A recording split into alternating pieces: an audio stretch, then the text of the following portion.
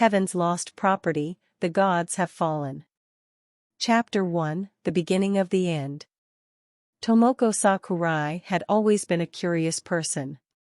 As a child, she had loved to explore the world around her, always asking questions and seeking answers.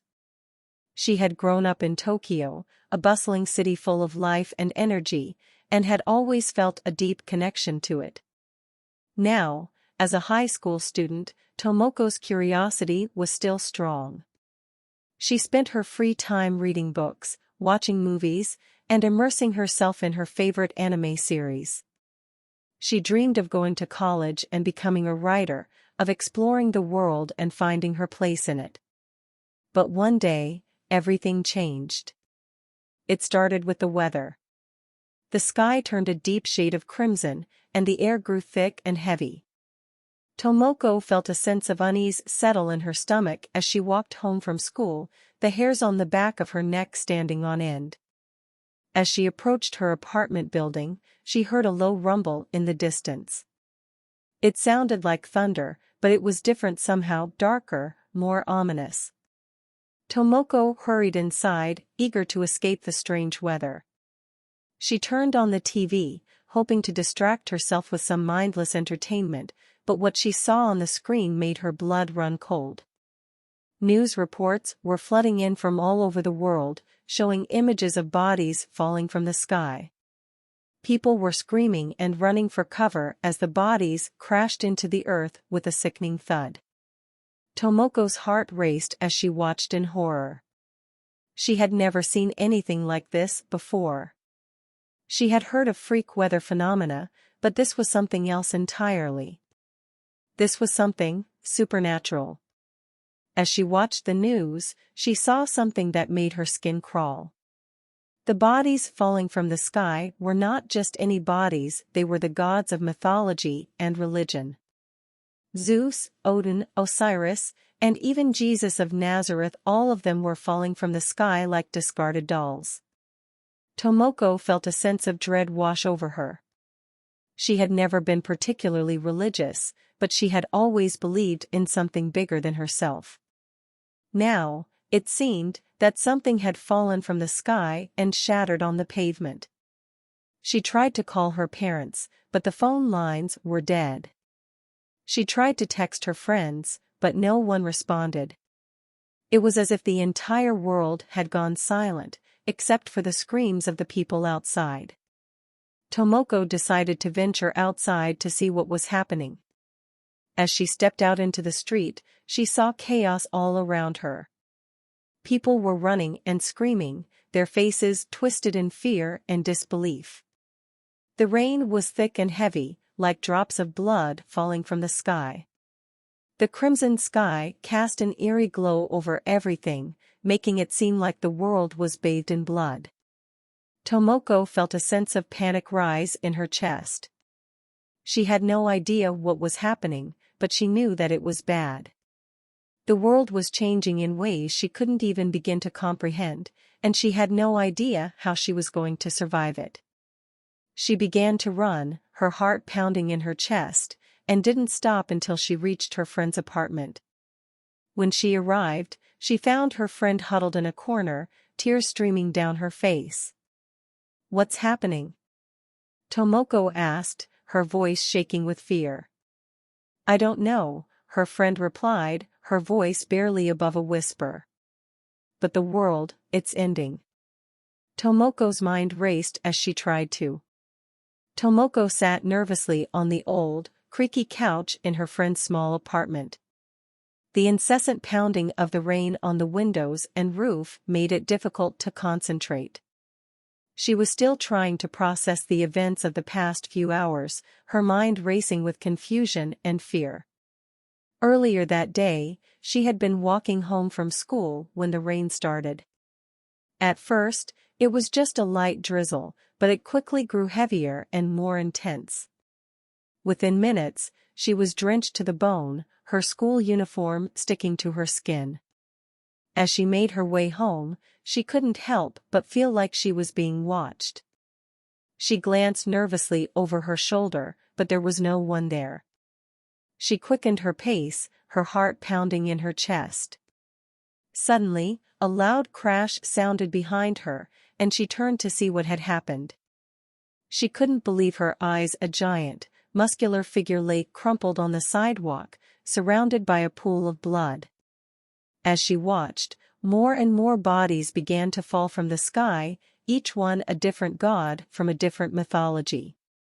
She had never been particularly religious, but even she knew that this was not normal. Panic set in, and she started to run. She didn't stop until she reached her friend's apartment, where she had collapsed on the couch in exhaustion and terror. As the night dragged on, Tomoko's fear began to give way to anger. She was angry that this was happening, angry that no one seemed to have any answers.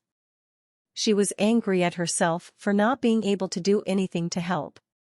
She turned to her friend, who was huddled under a blanket on the other end of the couch. She looked so small and vulnerable, and Tomoko's heart went out to her. She knew that she couldn't just sit there, waiting for something to happen. "We need to do something," she said, her voice low and urgent. "We can't just sit here and wait for things to get worse." Her friend nodded, tears streaming down her face. "But what can we do?" she asked, her voice barely audible. Tomoko's mind raced, trying to think of a solution. She knew that they needed to find out more information, to figure out what was going on and how they could survive. "I'll try to call my parents again," she said, reaching for her phone.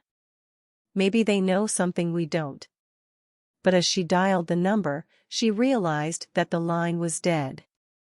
She tried again and again, but there was no response. She felt a pang of panic and despair, realizing that they were truly alone in this. Her mind turned to her friends at school, the ones she had lost touch with since becoming absorbed in her studies. Did they know what was happening? Were they safe? She remembered the time she had spent with them, laughing and chatting about anime and manga. She missed them more than she had ever realized before. Tomoko felt a sense of isolation and loneliness, as if she was the only one left in the world. She didn't know what to do, but she knew that she couldn't give up. She turned to her friend, who was now asleep on the couch. Tomoko felt a pang of guilt, realizing that she had neglected her friend in her pursuit of her own interests. But she knew that they needed each other now, more than ever.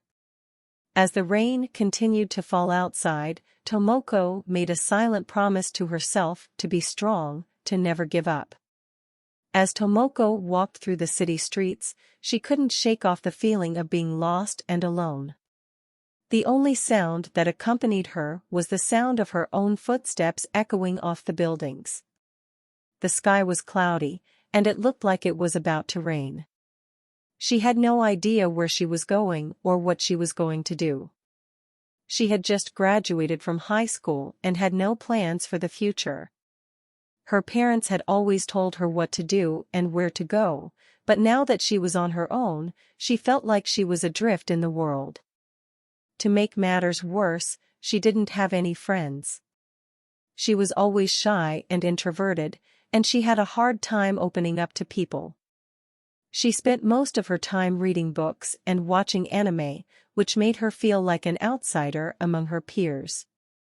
As she walked, she saw a group of girls laughing and chatting in front of a cafe. They looked so happy and carefree, and Tomoko couldn't help but feel envious. She wished she could be like them, but she didn't know how to approach them or what to say. Tomoko's thoughts were interrupted by a sudden downpour of rain. She tried to run for cover, but it was too late. She was already drenched from head to toe. She looked around for a place to shelter and saw an abandoned building with a broken window. Without thinking twice, she ran inside. The building was dark and musty, and the sound of raindrops hitting the roof echoed through the empty halls. Tomoko felt a shiver run down her spine. She didn't like the feeling of being alone in a creepy place like this. As she explored the building, she heard strange noises coming from one of the rooms. She cautiously approached the door and tried to peek inside. What she saw made her blood run cold. There was a group of people huddled together, wearing dark robes and chanting in a language she didn't understand. In the center of the room was a strange symbol that looked like it was drawn in blood. Tomoko felt a sense of dread wash over her. She didn't know what to do or how to get out of there. Suddenly, one of the cult members spotted her and shouted, "Who are you? What are you doing here?" Tomoko froze in fear. She didn't know how to answer. She tried to run, but the cult members were too quick. They grabbed her and dragged her to the center of the room, where they began to chant even louder. Tomoko felt like she was trapped in a nightmare. She didn't know how she was going to get out of this. All she knew was that she had to try. She closed her eyes and took a deep breath, ready to face whatever was coming next. Tomoko's heart raced as the cult members chanted around her. She tried to struggle free, but their grip was too strong. She felt like she was in a nightmare that she couldn't wake up from. As the chanting grew louder, Tomoko's mind raced. She wondered how she had ended up in this situation. She had always been a shy, introverted girl, and now she found herself in the midst of a cult. Her thoughts were interrupted as one of the cult members approached her with a knife. Tomoko's heart skipped a beat. She didn't know what they were going to do with her, but she knew it couldn't be good. The cult member raised the knife high above his head, and Tomoko braced herself for the worst. But just as the knife was about to come down, there was a loud crash from outside the building.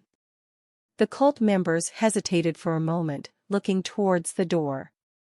In that moment of distraction, Tomoko managed to break free from their grasp and ran towards the broken window. She climbed through the window and fell onto the wet pavement outside. She looked up and saw a figure standing in the doorway of the building. It was a man dressed in black, with a stern expression on his face. "Come with me if you want to live," he said, holding out his hand. Tomoko didn't know what to do. She didn't know who this man was or why he had saved her. But something in his voice made her trust him. She took his hand, and he pulled her up to her feet. They ran through the rain-soaked streets, trying to stay out of sight. Tomoko didn't know where they were going or what was going to happen next, but she felt safer with the man than she had felt in a long time. As they ran, the man explained to Tomoko that the cult she had stumbled upon was just the tip of the iceberg. He told her about a secret society that had been around for centuries, manipulating the world from behind the scenes. Tomoko didn't know what to make of all this. It sounded like something out of a science fiction movie. But as she looked around at the world, with the bloody rain and the fallen gods, she realized that anything was possible. The man led her to a hidden underground bunker, where she met a group of people who were fighting against the secret society. They told her that they needed her help, that she had a special gift that could make a difference in the fight. Tomoko didn't know if she was ready for all of this. She had always been a quiet, introverted girl who just wanted to be left alone. But as she looked around at the people in the bunker, all fighting for a cause they believed in, she realized that she couldn't just sit back and do nothing. She had to take a stand, to fight for what was right, even if it meant putting her life on the line. And with that realization, Tomoko joined the fight against the secret society, ready to do whatever it took to save the world from their grasp. Tomoko stumbled backward, barely managing to keep her balance as the storm raged on around her. The sky was darkening rapidly, and she could see lightning bolts striking the ground in the distance. As she turned to run back to her apartment, a bright flash of light caught her eye. She shielded her eyes, trying to make out what was happening. In the distance, she saw what appeared to be a massive object falling from the sky.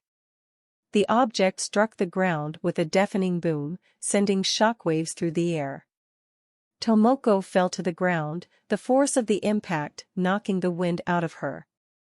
When she opened her eyes, she saw a figure rising from the crater created by the impact. It was a man, towering over her, with long white hair and a flowing beard. He wore a suit of golden armor and carried a massive hammer in his hand. Tomoko felt a surge of fear as she realized who he was. It was Thor, the god of thunder, from Norse mythology. "Where am I?" Thor bellowed, his voice echoing across the city. "What has become of Asgard?"